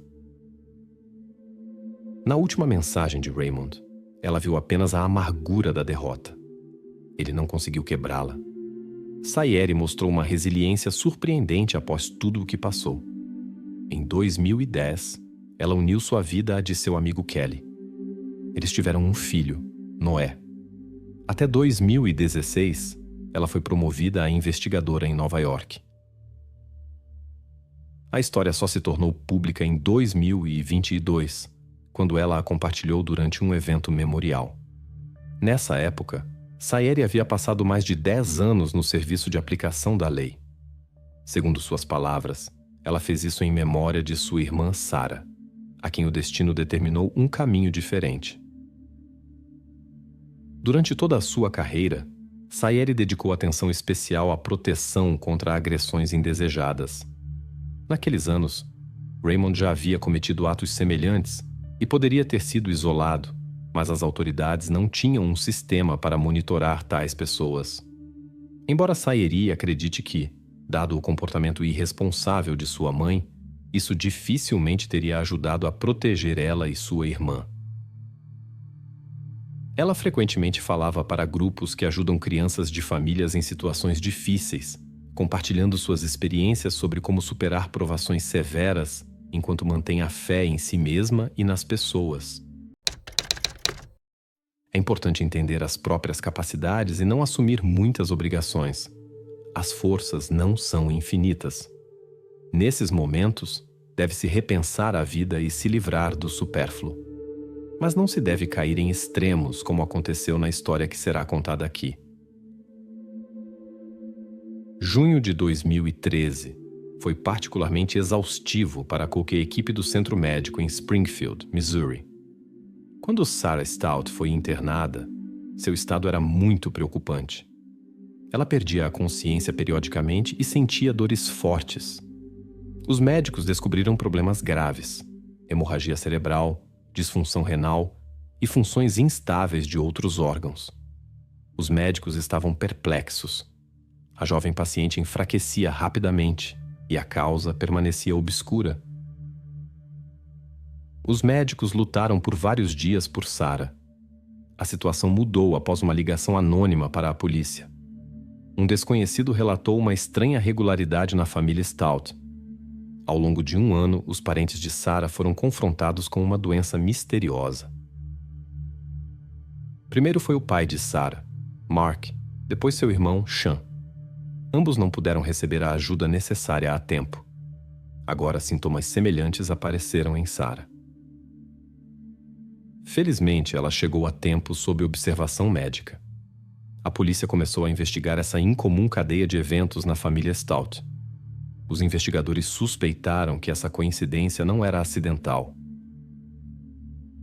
A família Stout consistia em 6 pessoas. Mark e Diana criavam seu filho Sean e 3 filhas: Sarah, Rachel e Brianna. O chefe da família, Mark Stout, nasceu em St. Louis no ano de 1961. Eles se conheceram em uma faculdade no Texas. No início, pareciam pessoas completamente diferentes, mas logo encontraram pontos em comum e começaram um relacionamento. Tudo se desenvolveu rapidamente. Logo, o casal descobriu que esperava um filho e decidiu se casar. Após o nascimento de Sean, Diana continuou seus estudos, obteve seu diploma de enfermagem e encontrou um emprego em cardiologia. Mark assumiu o cuidado da casa e das crianças. Era claramente visível que a esposa buscava ascensão profissional para proporcionar uma vida digna para a família. Diana estava constantemente procurando melhores oportunidades de carreira. A família teve que se mudar várias vezes até finalmente se estabelecerem em Springfield, Missouri, uma cidade tranquila, excelente para a vida familiar. Para Diana, era sua cidade natal com uma estrutura conservadora e religiosa, onde ela se sentia como peixe na água. Nos anos seguintes, a família cresceu com 3 filhas. No entanto, a vida não era sem problemas. Desde tenra idade, Sean mostrou dificuldades de saúde. Mais tarde, foi diagnosticado com autismo. Isso exigia uma abordagem educacional especial. Apesar dos esforços do pai, as meninas também tinham dificuldades na escola, especialmente Sarah. No entanto, os principais problemas da família estavam em outro lugar. A situação financeira estava ficando cada vez mais tensa. Com a chegada de novos filhos, tornou-se difícil para um único membro da família que trabalhava a fornecer a todos o necessário. Mark contribuía de tempos em tempos para o orçamento familiar, encontrando trabalhos ocasionais. Às vezes trabalhava atrás do bar, mas dedicava-se principalmente ao cuidado de sua família. Embora a renda aumentasse gradualmente, ainda não era suficiente para a grande família. Mas apesar das dificuldades, parecia que juntos poderiam superar todos os obstáculos. Isso continuou até 8 de abril de 2012. No dia seguinte ao aniversário de 61 anos de Mark, representantes das autoridades chegaram à sua casa. Na casa, encontraram Mark em estado imóvel. Sua esposa explicou que ele havia desenvolvido sintomas semelhantes aos da gripe. A doença progrediu rapidamente e levou a complicações graves. Diana contou que não saiu do lado do marido por vários dias, tentando aliviar sua condição. No entanto, o estado de saúde de Mark continuou a piorar. As circunstâncias levantaram suspeitas. Particularmente incomum parecia a coloração amarelada e insalubre da pele. Segundo Diana, no último dia ele sofreu um ataque grave. Embora seu marido nunca tivesse tido tais problemas de saúde antes, ela acreditava que estava relacionado a mudanças relacionadas à idade. De acordo com a mulher, ela ofereceu levar Mark ao hospital quando o mal-estar começou, mas ele insistiu em ficar em casa para se recuperar. Apesar de suas objeções, ela começou a se preparar, mas quando voltou, descobriu que seu marido não mostrava mais sinais de vida. Haviam se passado 45 minutos desde o ataque, e ela imediatamente chamou os serviços de emergência. No exame inicial, nada de incomum foi encontrado. Os documentos indicavam causas naturais devido à idade. O filho Sean estava muito preocupado com o pai, chegando a publicar descrições dos sintomas nas redes sociais e expressando dúvidas sobre a versão oficial dos acontecimentos. Por insistência de Diana, foram realizadas medidas especiais, após as quais as cinzas foram espalhadas sobre um lago perto da igreja. Para todos os conhecidos, o que aconteceu com Mark foi um choque. Ele sempre se destacou por sua saúde robusta e atividade. A deterioração súbita da condição parecia estranha.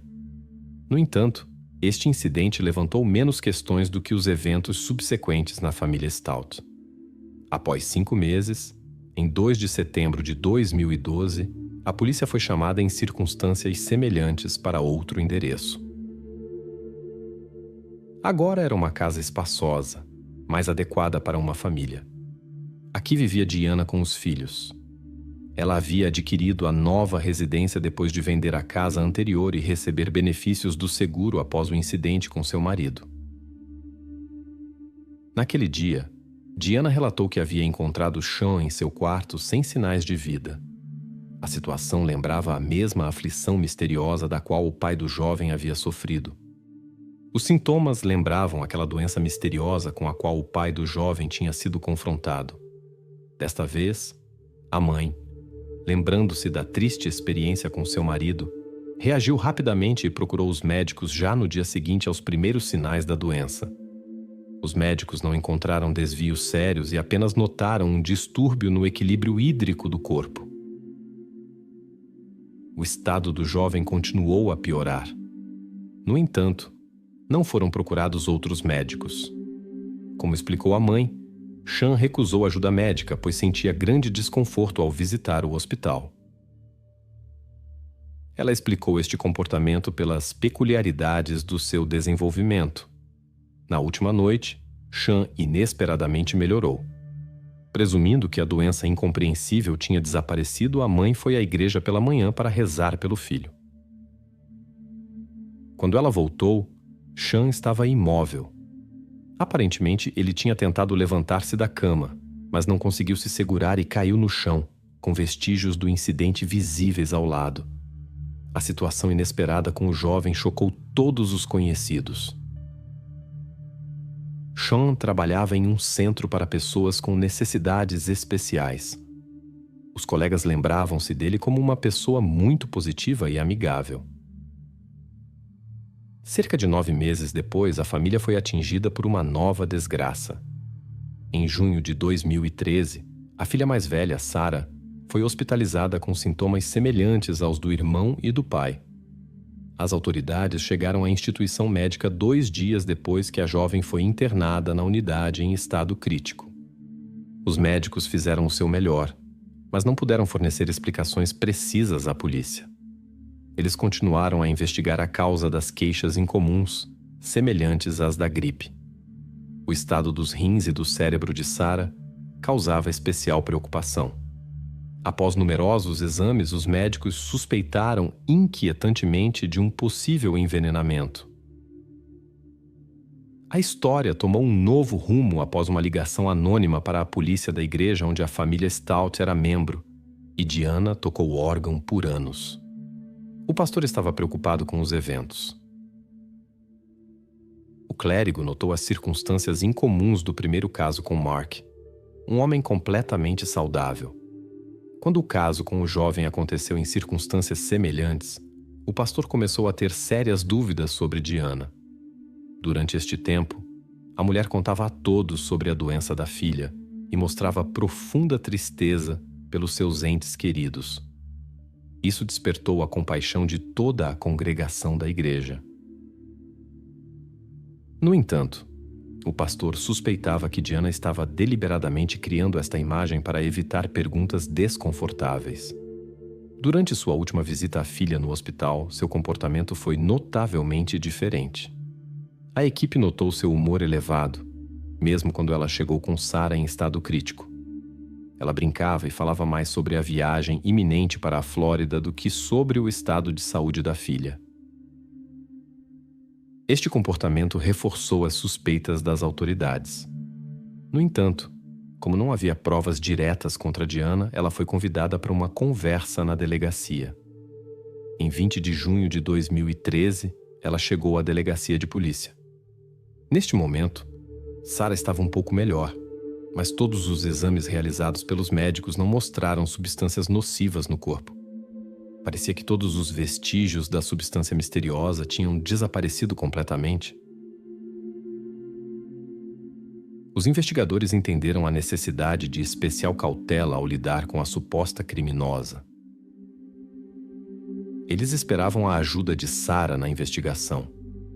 Da mãe, queriam saber detalhes sobre os últimos dias da vítima e encontrar pistas sobre as razões para a deterioração do seu estado. A história de Diana sobre Sarah lembrava sua narrativa sobre o incidente com Sean. Naquele dia significativo, ela foi à igreja com outros e, quando voltou, notou que sua filha mais velha estava se sentindo mal. Anteriormente, Sarah tinha mostrado sintomas semelhantes aos do irmão e do pai por alguns dias, mas de forma mais leve. Por isso, a protagonista não se preocupou e nem procurou um médico. Ela acreditava que eles não ajudariam. Quando Diana voltou para casa, encontrou a filha em estado grave e finalmente a levou ao hospital. Sarah sofria de transtorno bipolar, o que poderia levá-la a ações perigosas. A mãe examinou cuidadosamente todos os medicamentos aos quais sua filha tinha acesso. Criou-se a impressão de que a mulher estava tentando convencer a polícia muito insistentemente da sua versão dos eventos. Diana não foi informada de que as circunstâncias relacionadas a Mark e Sean estavam sendo verificadas em paralelo, embora esses casos agora despertassem especial interesse nos investigadores. Eles preferiram não perturbar a pessoa possivelmente envolvida nos incidentes.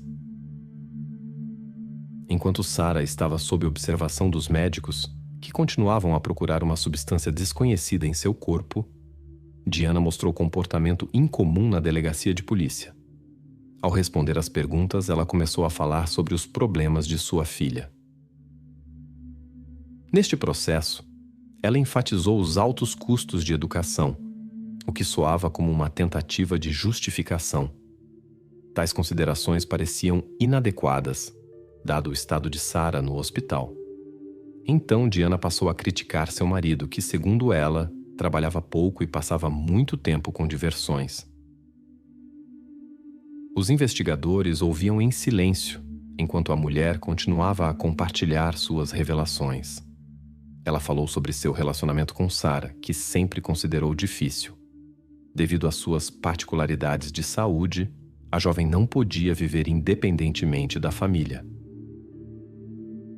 Em algum momento, a mãe confessou que há muito tempo esperava um desfecho assim. Durante a conversa, os investigadores conseguiram obter uma confissão inesperada da viúva. Ela contou que seus parentes tomavam anti-bliss. Isso explicava muito, já que esta substância representa um sério perigo para a saúde. Este composto é difícil de detectar, pois seu efeito é semelhante ao de muitas outras substâncias. A mulher alegou que ela mesma também tomou anti-bliss. Naturalmente, os investigadores duvidaram da veracidade desta história. Suas suspeitas aumentaram após verificar o histórico de pesquisa da mulher. Descobriu-se que ela tinha procurado informações sobre várias substâncias tóxicas muito antes do incidente com seu marido. Ela mostrou interesse particular pelo anti-bliss. Em sua pesquisa, ela estudou várias preparações, minerais e óleos essenciais que podem causar sérios danos ao organismo. Em suas buscas, ela não escondeu suas intenções e usou formulações diretas como prejudicar o cônjuge ou métodos de fim de vida no transtorno bipolar. Tudo indicava que ela tinha planejado suas ações com antecedência. Em outra conversa com os investigadores, Diana inicialmente negou seu envolvimento, mas logo cedeu à pressão. Ela confessou que os eventos se desenvolveram de forma diferente do que havia contado anteriormente. Quando seu marido sofreu um ataque, ela esperou até que ele se acalmasse. Depois esperou mais 5 minutos para garantir que a ajuda não chegaria a tempo. De acordo com Diana, a razão foi sua forte aversão ao marido. O ambiente descrevia o marido como uma pessoa bondosa e calorosa. Provavelmente, a tensão na família surgiu devido a problemas financeiros. Diana não conseguia lidar com a carga de trabalho, embora fosse a principal provedora, mas não recebia apoio do marido. Ela nutria sentimentos negativos semelhantes em relação ao filho Sean. A mãe evitava o contato com ele, pois o via como fonte dos problemas familiares.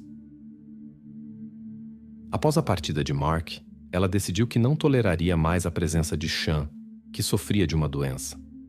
Ela começou a misturar substâncias perigosas em suas bebidas. De acordo com suas declarações, o resultado desejado ocorreu após alguns dias, mas isso se provou falso. Na realidade, Sean sofreu por mais de 1 semana antes que tudo terminasse. Depois disso, a atenção da mãe voltou-se para a filha mais velha. Diana acreditava que agora ela havia se tornado o principal problema da família. Na opinião da mãe, a jovem estava desperdiçando imprudentemente dinheiro em sua educação, sem ter talento para isso. Sarah sonhava em se tornar tradutora de francês. Ela fez um empréstimo estudantil que deveria ser pago após a conclusão da faculdade, mas não conseguiu encontrar trabalho, e a mãe se recusou a ajudar com as dívidas. 4 dias antes da internação de Sarah no hospital, a mãe começou a misturar substâncias nocivas em sua comida. Na polícia, ela explicou suas ações precipitadas, dizendo que não podia mais suportar a situação que havia surgido. Diana misturava garrafas inteiras de coca com substâncias perigosas. De acordo com especialistas, uma garrafa assim poderia causar danos permanentes a 30 pessoas. Tudo isso era mantido na geladeira para afetar gradualmente os membros da família. Isso era particularmente preocupante porque havia outras filhas na casa, incluindo a jovem Brianna. A mãe não se preocupava com a possibilidade de a filha mais nova pegar essas bebidas, pois também tinha planos para ela, logo após Sarah. No entanto, eram necessárias provas sólidas para uma acusação. Embora os restos do marido e do filho tenham sido cremados, algumas amostras foram preservadas após o exame médico. Os investigadores as enviaram para análise para verificar a presença de substâncias perigosas. Os testes mostraram vestígios de etilenoglicol, um componente de fluido técnico. Antes de prender a suspeita, a polícia queria descobrir se ela agiu sozinha, já que todo o plano parecia complexo demais para uma pessoa. Surpreendente como ela conseguiu esconder os acontecimentos de seus parentes. As autoridades não informaram Diana sobre suas intenções e efetuaram a prisão, após a qual convidaram sua filha mais velha, Rachel, de 22 anos, para uma conversa. Quando soube da confissão de sua mãe, o comportamento da jovem mudou notavelmente. Ela estava visivelmente nervosa e sabia mais do que dizia. Os investigadores simplesmente queriam saber mais sobre o que estava acontecendo na casa. Mesmo antes da confissão de sua mãe, Rachel se comportava de forma incomum. Ria e brincava inadequadamente, embora se tratasse de eventos trágicos com seus parentes. Mas ela permaneceu em silêncio para todas as perguntas dos investigadores. Depois disso, a polícia decidiu realizar buscas adicionais na casa da família. Durante a busca, eles descobriram o diário de Rachel, que se tornou a fonte mais importante de informações e revelou os verdadeiros eventos. Atenção especial foi atraída para uma entrada em que Rachel refletia sobre o futuro desaparecimento de seu pai e irmão de sua vida. Neste processo, ela se consolava com pensamentos sobre a herança e o carro do pai. O preocupante era que essas linhas foram escritas 10 meses antes do incidente com Mark. As entradas indicavam que Rachel sabia das intenções de sua mãe. Ela não fez tentativas de alertar seus parentes. Aparentemente, ela concordava com este rumo dos eventos. Quando os investigadores apresentaram o diário a ela, Rachel ficou visivelmente abalada. Depois disso, a jovem começou a falar. Ela confirmou seu envolvimento nos planos de sua mãe desde o início. Tudo começou com a filha ajudando Diane a procurar informações sobre várias substâncias na internet. Elas descobriram que antibióticos comerciais continham um aditivo de segurança amargo. Por isso, encomendaram a substância pela internet. Na execução do plano, a mãe preparava alimentos e bebidas com aditivos, e a jovem os servia aos parentes. Segundo Rachel, elas misturavam a substância na comida várias vezes ao dia. Foi ela quem sugeriu o uso de antibióticos. A jovem confessou que, de todos os membros da família, ela tinha o relacionamento mais próximo com a mãe, e sempre foi a favorita. Semelhante a Diana, ela sentia aversão pelos demais membros da família e os via como um fardo. Elas decidiram se livrar deles para depois começar uma nova vida juntas. Conhecidos da família Stout ficaram chocados quando Rachel escreveu nas redes sociais 1 mês após o incidente com seu irmão. Não via a mamãe tão relaxada há muito tempo. Em conversa com as autoridades, Rachel confessou que elas haviam discutido cada caso. Com Mark, não havia dúvidas, mas com Sean, ela tinha reservas. Ela sugeriu simplesmente colocar o irmão em uma instituição especial para sempre. Rachel chegou até a entrar em conflito com sua mãe por causa do irmão. Ela não queria este desfecho, mas acabou cedendo. Tudo indicava uma participação equivalente de ambas no planejamento dos incidentes. Segundo o depoimento de Rachel, o caso com Sarah foi surpreendente para ela. O motivo possivelmente era menos os problemas financeiros da jovem, mas sim uma briga comum. Sarah tinha constantemente desentendimentos com Diana, o que ela achava muito perturbador. Quanto a Brianna, Rachel foi menos específica. De suas explicações ficou claro que a mais jovem também era vista como um obstáculo que deveria ser removido. Após a confissão de sua filha, Diana foi solicitada a contar toda a verdade, já que negar não fazia mais sentido. A viúva concordou em testemunhar. Segundo suas palavras, sua aversão ao marido surgiu devido à falta de afeto por ele e sua incapacidade de lidar com o orçamento familiar. No entanto, essas declarações não encontraram confirmação entre conhecidos. Nos registros pessoais de Rachel, foi notado que o pai era um pai de família exemplar, que prejudicaria mais a si mesmo do que aos outros. Embora Rachel e Diana continuassem falando de algum tipo de ressentimentos, os investigadores suspeitavam que o motivo dos incidentes era algo mais simples. Especificamente, apólices de seguro haviam sido contratadas para cada membro da família. Também para Sean e Sarah haviam sido feitos seguros, sobre os quais a viúva especulava. Mais tarde, Diana explicou por que Sarah, diferentemente dos outros, foi levada ao hospital.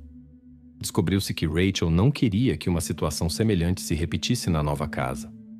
Ou seja, a condição de Sarah não importava para elas. Elas simplesmente não queriam circunstâncias adicionais, como nos casos anteriores.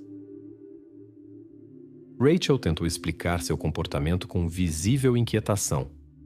Ela falou sobre suas experiências relacionadas ao seu irmão. Em sua memória, permaneceram momentos difíceis de seus últimos minutos de vida. Depois disso, ela se mudou para o quarto dele e frequentemente escrevia em seu diário sobre seu estado inquieto. Em seus sonhos, Sean aparecia constantemente. Logo depois, as autoridades prenderam Rachel e Diana e levantaram sérias acusações contra elas. O tribunal negou-lhes a possibilidade de libertação sob fiança. Os membros da igreja luterana que a família Stout frequentava enviaram uma carta com palavras de apoio. É notável que a iniciativa para este escrito veio do mesmo pastor que anteriormente havia compartilhado suas suspeitas com a polícia. Ele continuou a orar por elas. Rachel confessou seu envolvimento e concordou em testemunhar contra sua mãe. Ela assumiu a responsabilidade por 2 incidentes graves e uma tentativa. Por isso, recebeu 2 penas de prisão perpétua com a possibilidade de libertação antecipada após 42 anos. Isso significa que ela pode deixar a instituição prisional no ano de 2055, quando terá 64 anos. Durante a sentença, Rachel pediu perdão à sua irmã Sarah, que teve que aprender a andar e falar novamente após o incidente. Mais tarde, Rachel apresentou um pedido de revisão da sentença, alegando que tinha medo de seu advogado masculino. Segundo suas palavras, ele a pressionou a fazer uma confissão. Ela também apontou que seu estado mental não havia sido avaliado. Rachel insistiu que tinha problemas psicológicos. Em 2018, seu pedido foi rejeitado, após o que ela cessou suas tentativas de alterar a sentença. Diana Stout foi considerada culpada por 2 incidentes graves.